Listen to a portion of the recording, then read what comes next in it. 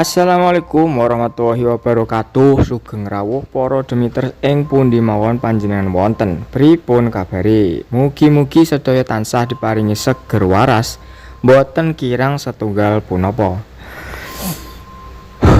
Selamat datang kembali di channel kesayangan kita. Tempatnya kita ngoceki film-film sing marai gulu keder lan kukur-kukur sirah. Pokoke tetep semangat. Donga dinonga lan aja lali kopine diseruput dhisik ben gak sepaneng. Dadi ing video iki Mimin bakal ngajak sampean kabeh melipir menyang negeri gajah putih, yaiku Thailand. Kita bakal membedah film horor legendaris sing rilis tahun 2012. Unike film iki duwe telung cerita setan sing beda-beda nanging dadi siji. Ben gak bingung lan gak kesasar ceritane, Mimin bakal nuntun alure siji-siji kanthi urut. Sing tenang, ojo kesusu, merem melek sithik oleh, angger ojo lali ambegan. Langsung wae iki ceritane 3IM 2012.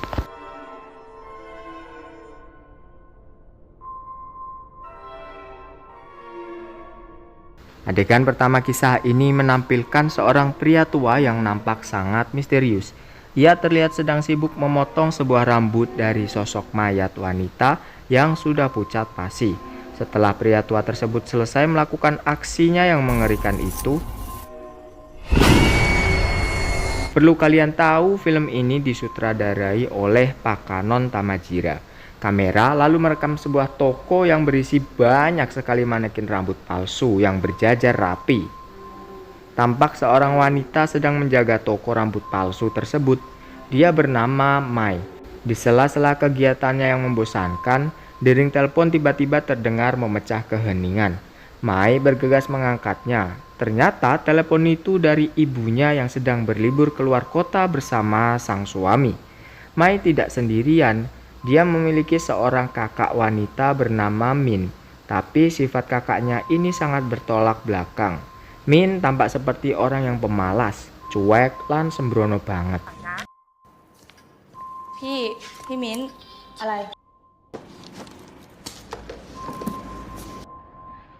เข้าใจปะ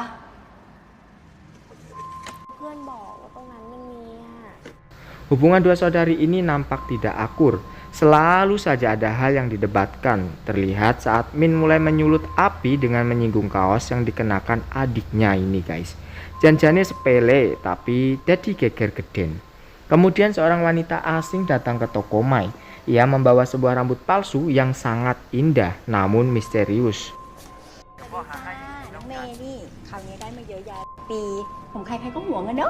Mai menyuruh si wanita menunggu sebentar. Sedangkan Mai mengambil uang untuk membayar rambut itu. Tiba-tiba sang kakak Min menghampirinya dan memperingatkan Mai untuk selalu hati-hati.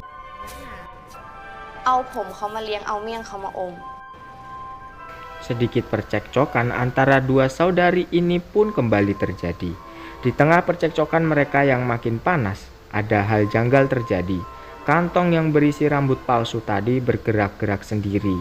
Kejadian itu disaksikan oleh anjing mereka yang membuat si anjing jenggong terus koyok waruh demit.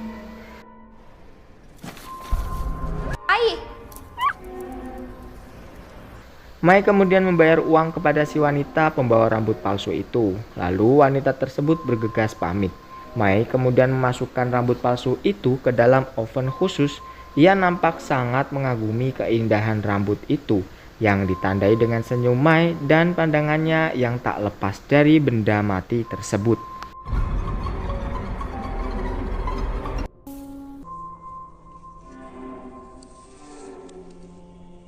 Dari belakang sudah ada sosok tangan menyeramkan yang hendak mencengkramnya. Dan saat Mai menoleh ke belakang, Mai pun melanjutkan pekerjaannya. Tiba-tiba Min turun dan memberi pesan kepada Mai. Ia akan pergi keluar dan melarang Mai untuk mengunci pintu toko. Hah? กลับดึกไม่ต้องล็อกบ้านนะ Jam menunjukkan pukul 8 malam. Mai pun menutup tokonya, tapi dia tetap mematuhi perintah kakaknya untuk tidak mengunci pintu tersebut. Seusai menutup tokonya, Mai pergi ke kamar mandi untuk sekadar bercermin. Pancen ayu tenan cai kirek. Cantiknya doh natural. Namun ia merasa sedikit pusing karena seharian belum sempat istirahat atau bobok siang. Tiba-tiba arek iki mimisan. Sontak Mai panik melihat kondisi itu. Segera ia membersihkan darah tersebut dan tanpa sengaja menemukan sehelai rambut misterius berada di wastafelnya. Tetapi ada yang aneh guys, di dalam lubang wastafel itu Mai seperti melihat sesuatu yang mengintai. Ia terus menatap penasaran dan mendekati lubang wastafel tersebut.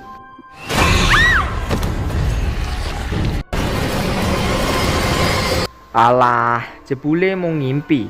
Itu semua hanyalah mimpi buruk Mai yang tertidur kelelahan di atas meja kerjanya. Setelah terbangun dari mimpi menyeramkannya, Mai pun mengecek keadaan toko yang sudah tutup. Ia mendengar sesuatu yang gaduh dalam toko dan perlahan menghampirinya dengan perasaan was-was.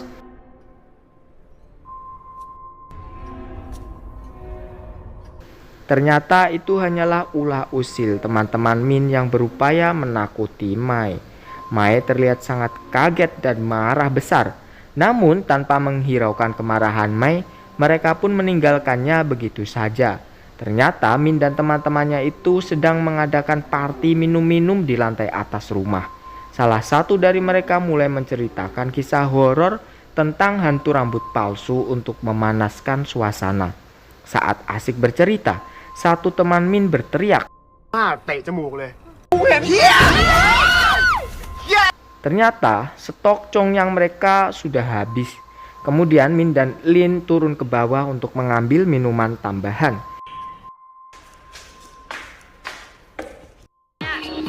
Setelah berhasil mendapatkan minumannya, Lin ternyata bertingkah konyol dengan membawa juga sebuah rambut palsu dari toko untuk bahan gurauan.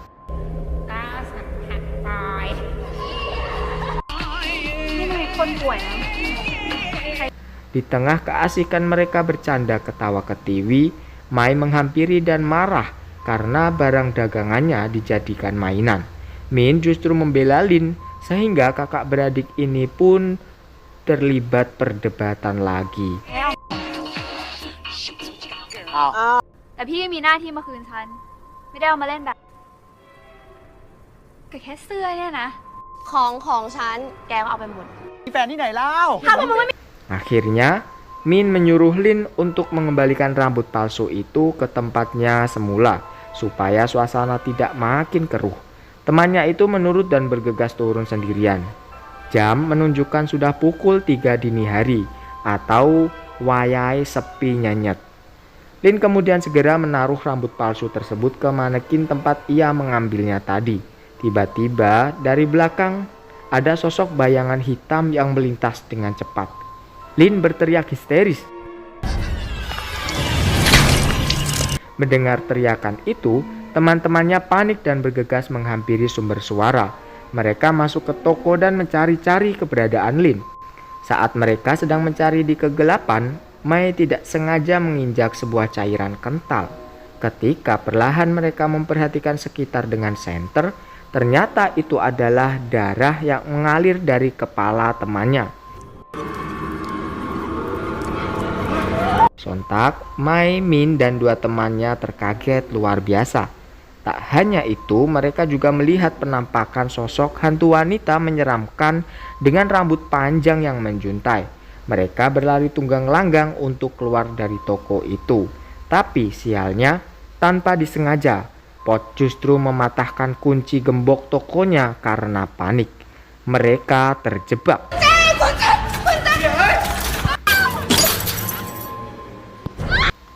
Tak kehabisan akal, mereka mencoba menghancurkan gembok itu dengan benda keras apapun. Mereka pun berpencar untuk mencari alat. Teman Min bernama Jom mencari ke arah dapur dan menemukan sebuah kunci Inggris. Tiba-tiba Jom berteriak keras. Mereka segera menghampiri Jom. Pon bertanya, "Ada apa, Jom?" Gadis itu hanya bisa merintih. "Tolong aku." พูดเรื่องไม่เค Mereka pun berusaha memaksa Jom untuk berdiri. Tapi anehnya, tubuh Jom terasa sangat berat dan tak bisa beranjak dari duduknya, seolah ada yang menahannya di lantai. Jom seketika terpental ke belakang dengan tragis. Tubuh Jom terangkat dan terjatuh berkali-kali oleh kekuatan gaib yang membuat gadis naas itu tamat seketika di depan mata mereka.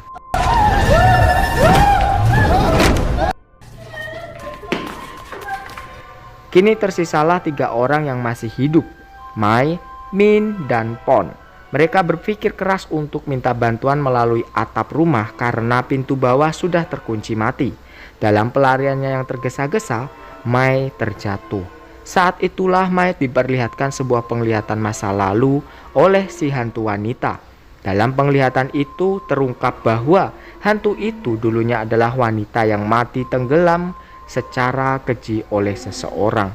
Di tengah lamunan penglihatannya, Pon menyuruh mereka bergegas naik ke atap rumah. Min pun menunjukkan sisi kakaknya dengan menolong adiknya dan menemaninya sampai Mai mau beranjak dari lamunannya. Akhirnya Pon berlari duluan ke atas rumah untuk mencari bantuan. Namun sesampainya di atas, Pon dikejutkan oleh penampakan sosok hantu wanita yang menatapnya dengan tajam. Ia pun panik dan perlahan berjalan mundur tanpa melihat arah, hingga akhirnya dia terjatuh dan tubuhnya tertancap besi runcing. Pon akhirnya tewas mengenaskan. Wes entek kancane lur.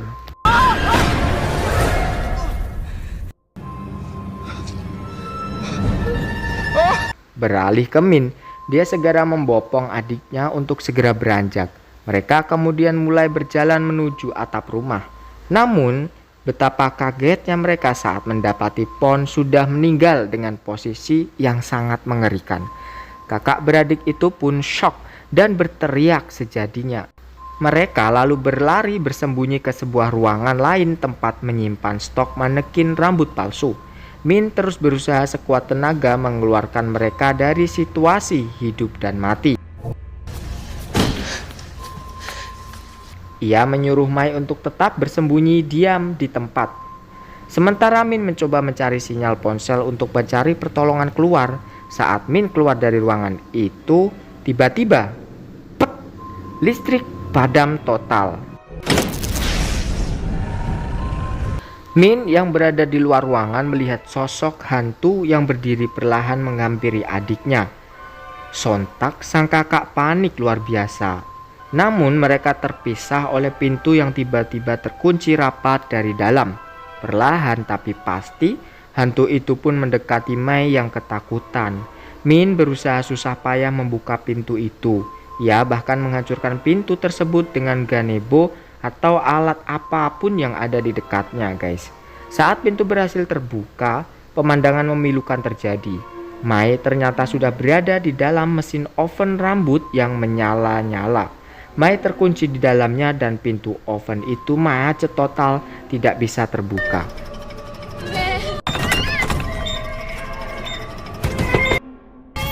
Dua bersaudari ini saling menangis di balik kaca, berusaha sekuat tenaga untuk keluar.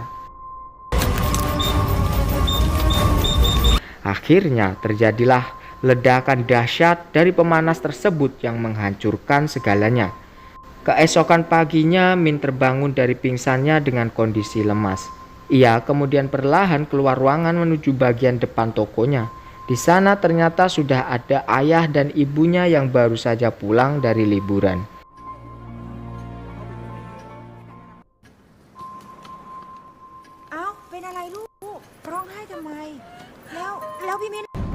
Sosok Mai berlari melewati Min begitu saja, seolah Min tidak ada di situ.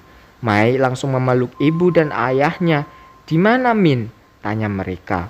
Ayahnya pun bergegas masuk ke dalam rumah dan melewati Min begitu saja, seakan-akan Min adalah udara kosong. Ternyata Min juga ikut mati dalam kejadian semalam, dan sosoknya yang sedang berdiri sekarang hanyalah arwah penasaran.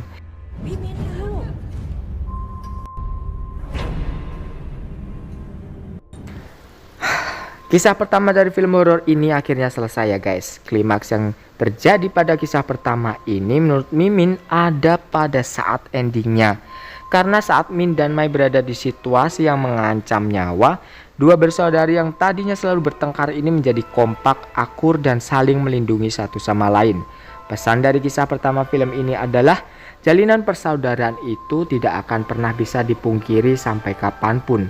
Spontanitas kepedulian terhadap saudara kandung akan terlihat nyata ketika keadaan mengancam salah satu dari kita.